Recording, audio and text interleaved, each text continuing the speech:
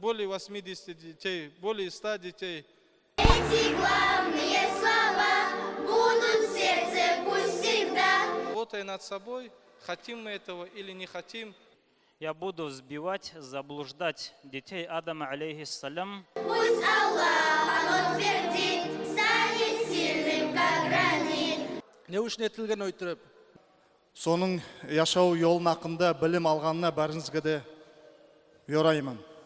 Храни Всевышний нас, мы являемся к Тебе. Жизнь человека находится между азаном и намазом.